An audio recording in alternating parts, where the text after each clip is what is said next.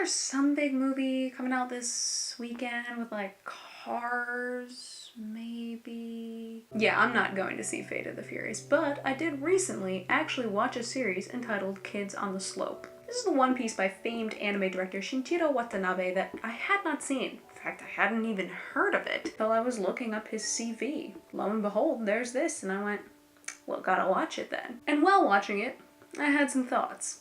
Mainly on how, when I finished, I said, this is very Shinichiro Watanabe. What does that even mean? Well, what I'm getting at is something that's actually known as auteur theory. Auteur theory is essentially the idea that the director is the author of any given film, more so even than the writer of a film screenplay. It's a pretty divisive theory. I've seen people fall on both sides of the argument and fall hard, like really either love it or hate it. In my case, I can give it some weight, but I don't think it's the be-all, end-all. I certainly think there are directors where there are little quirks or, as I say, trademarks that I notice and say, ah, it's definitely this director, whether or not I even know it's them going into the film. It actually makes me think of a line out of the 2015 film Steve Jobs, as written by Aaron Sorkin, in which Steve Jobs says, musicians play their instruments, I play the orchestra. And in fact, I think of the director a bit like the conductor of an orchestra. So all of the pieces of pre-production, production, and post-production, so cinematography, editing, hair and makeup, casting, acting, those are all musicians in an orchestra. It's the conductor or director's job to make those things all flow in harmony. And yet at the same time, like I said, I can definitely give some credence to this theory, mainly because I'll look at things and see similarities across a certain director's work, whether it be anything from visual quirks, consistent narrative themes. There's definitely, I think, something there, though I'm not going to call it the be-all end-all theory. And I don't think it's true about every director. But in the case of Shinichiro Watanabe, I think we need to talk about him a little bit through the lens of the auteur theory. Now, while Shinichiro Watanabe's career dates as far back as 1988, I just want to focus on him as an anime series director, because it's there that I think you can see the more auteur aspects of looking at something and saying, that is a Shinichiro Watanabe piece. So if we look at Watanabe as a director, his career then begins in 1998 with the highly acclaimed, highly popular Cowboy Bebop. I actually did an entire video on Cowboy Bebop, so I'm not going to spend a lot of time discussing what it is. If you want, I will link you to that video here on the screen. Feel free to go check it out, where I basically tell you why it's so good. Outside of a Cowboy Bebop spin-off film entitled Knockin' on Heaven's Door in 2001, Watanabe didn't direct another series until 2004 when he released Samurai Champloo, which was, rather like Bebop, a kind of hodgepodge of a couple different narrative styles to tell the story of two samurais who end up working for a young girl who wants to find a samurai who smells like sunflowers. Samurai Champloo was fairly well received, but Watanabe didn't direct another series until 2012, when he directed Kids on the Slope, which tells the story of a high school classical pianist who meets up with a jazz drummer and then begins to experience jazz and kind of open up to the world. It's certainly the most down-to-earth of all of Watanabe's pieces, but that's alright. He was back in 2014 as the chief director on the series entitled Space Dandy. I need to pause here because I do think Space Dandy is a little dubious, because I don't quite understand the relationship of a chief director versus a director. There is another director listed, and Watanabe is listed as the chief director. However, I include Space Dandy because it's got Watanabe's little creative auteur quirks all over it, and it certainly applies to everything I'll be talking about here. That same year in 2014, Watanabe did direct another series entitled Terror in Resonance, which told the story of two teenage terrorists and the cop that tries to catch them. So with 5 series under Watanabe's belt, there are definitely some similarities between all of them, despite the fact that they range in terms of genres, style, and everything in between. But there are at least 3 things that I always notice in a Shinichiro Watanabe piece that make me say, this is Shinichiro Watanabe. First off is characters. Characters in a Watanabe piece are always going to have a wide range, but the one thing I always notice is that he focuses on having protagonists and antagonists, not so much heroes and villains. And that's because, well, all of Watanabe's characters tend to just be anti-heroes. It's very rare to go into a Watanabe piece and find something where you go, that is a very much white knight hero and a black hat villain. He just doesn't do it. He clearly prefers to deal with complex characters who flirt with that line between laudable and deplorable. In fact, they kind of just live in that gray area. People are protagonists just by virtue of the fact that we follow them all the time, and so we sort of feel like we have to root for them. Arguably, they contain more laudable aspects than deplorable ones. Or if they're more deplorable, they're at least funny about it. Like the character of Space Dandy. Space Dandy, as I said, he was the chief director, not the director. But it's really easy to just look at Space Dandy and call it Cowboy Bebop, but with slapstick. It's got all of the trademarks of Cowboy Bebop in that it deals with a wide range of narrative styles throughout its run. It's predominantly episodic, yet at the same time has an overarching serial narrative. And the character of Dandy is no exception to his rule of antiheroes. Dandy is predominantly comic, but he's also a shameless womanizer. He's a bit of an airhead at times, and he's really just all about the money. On paper, this guy's really not all that likable, but it's as you experience him, you realize that, okay, there's a little bit of a moral compass and kind of an ethos going on there that you go, he's our protagonist. Is he necessarily a hero? Damn you, Q-tip!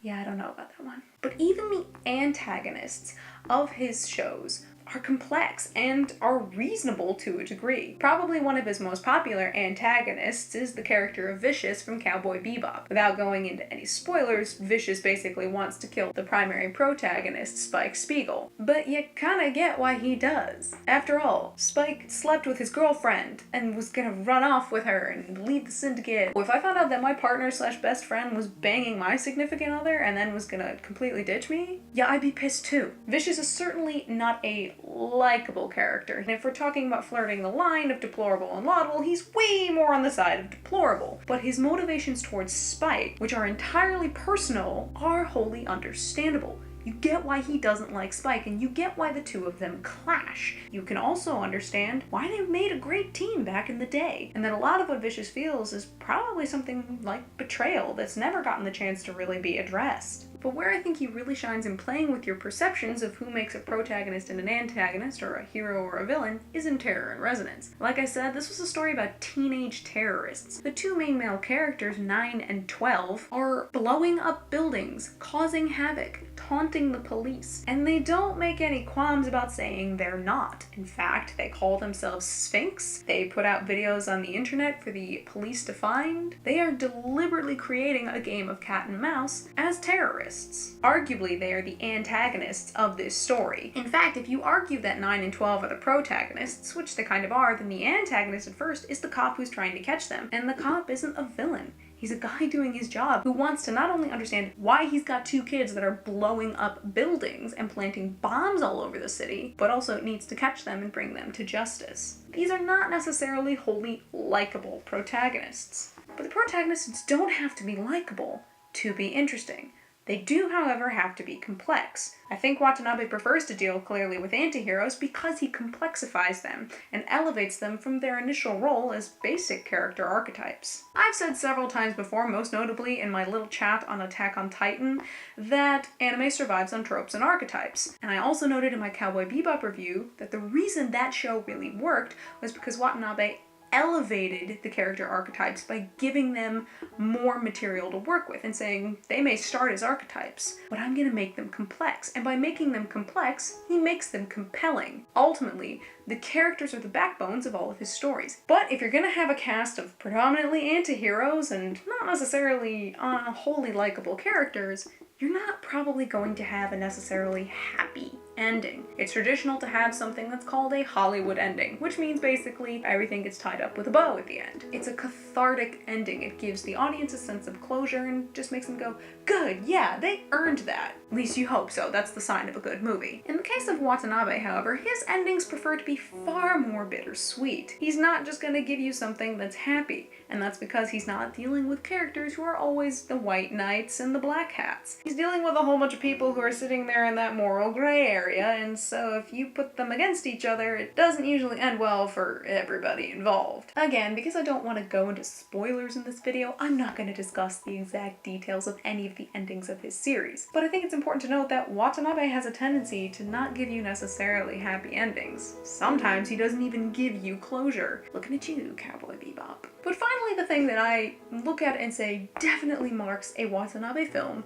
is the integration of music with any given scene. Watanabe's best-known collaboration is probably with the genius that is Yoko Kanno, and I've said before, if you have not encountered her work, get her work in your life. Cowboy Bebop was their first serious collaboration, and that soundtrack is probably considered one of the best ever done for anime, and people will say you can listen to every track and every track works. But it's not just Cowboy Bebop where he's got incredible music. Samurai Champloo is set in a rather anachronistic Edo era of Japan because it includes hip-hop. Hip-hop becomes one of the driving factors of the show, especially with the character of Mugen, whose themes are pretty much all hip-hop oriented. Kids on the Slope was essentially this massive love song to jazz, and in fact the highlights of each episode are these things entitled live jam sessions, which were done by Yoko Kanno and her band, and they're just featured in every episode. Do they stop the plot dead? Yeah, kinda, but they are used to show the progression of our protagonist as he lets go of a lot of his classical training and embraces the idea of jazz and the kind of freedom that comes with that medium. Jazz is well known for improvisation and not necessarily always sticking to the beat, and that's something that our protagonist needs to learn as he opens up. Music becomes the means through which we see character development.